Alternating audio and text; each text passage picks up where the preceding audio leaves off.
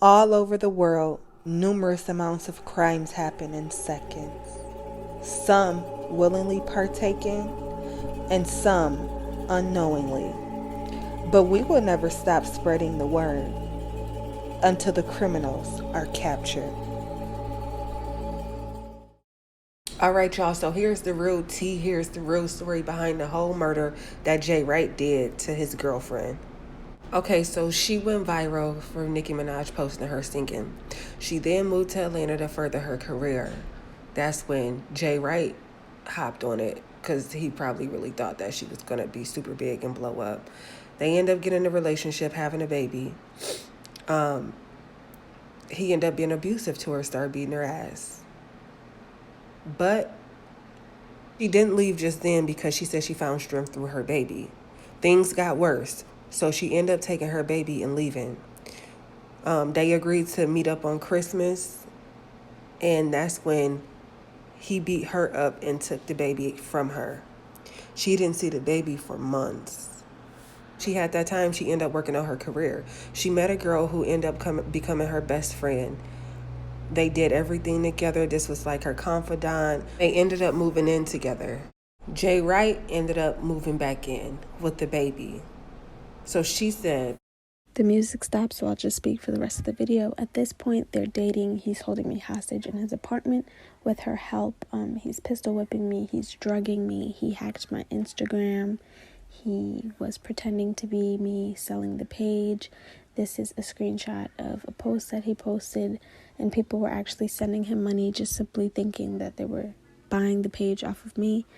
And on top of that, he left my PayPal balance thousands of dollars negative, not to mention what he did with my credit score and a whole bunch of other stuff. This is how I look like after he strangled me to the point where he permanently damaged my vocal cords to the point where I still can't sing the same.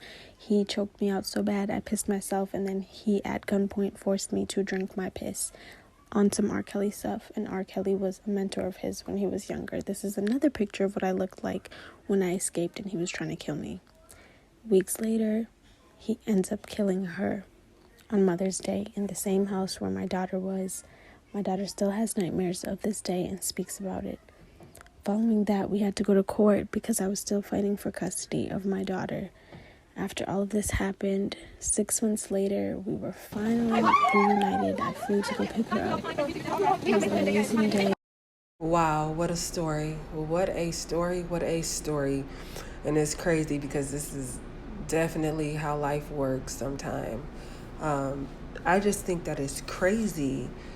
All this stuff happened to this girl, and your best friend know about it. And your best friend end up being with him, going against you and being with him, even helping to hold you hostage. Watching this is just sickening. This is sick. And then he ends up taking her life. So now your life is gone because you got yourself caught up in something that you shouldn't even been in, which ain't none of us perfect, and we all do crazy stuff, and just because she did that does not mean that he should have taken her life. But sometimes you just have to look at stuff and you have to look at the pattern. If he did her like that, how he gonna do me? And then this is supposed to be your best friend. You know the situation. And then you're in the house while it's happening, even after you're supposed to be her ace boon coon. You done start sleeping with her man, taking care of her daughter. On top of that, she came back because she had nowhere to go, so she had to stay there after she was getting mental help. She came back, and you were helping hold hostage and watching him drug her. Condolences to her. I'm sad she went out like this, but all I gotta say is it is crazy how the tables turn. You have to watch what you do to people. And shout out to Ann. I hope she continue to get the help she need and continue to be prosperous. As we continue to pray for the healing of this nation and let God rule and reign, we won't stop fighting, because most of all, we want justice.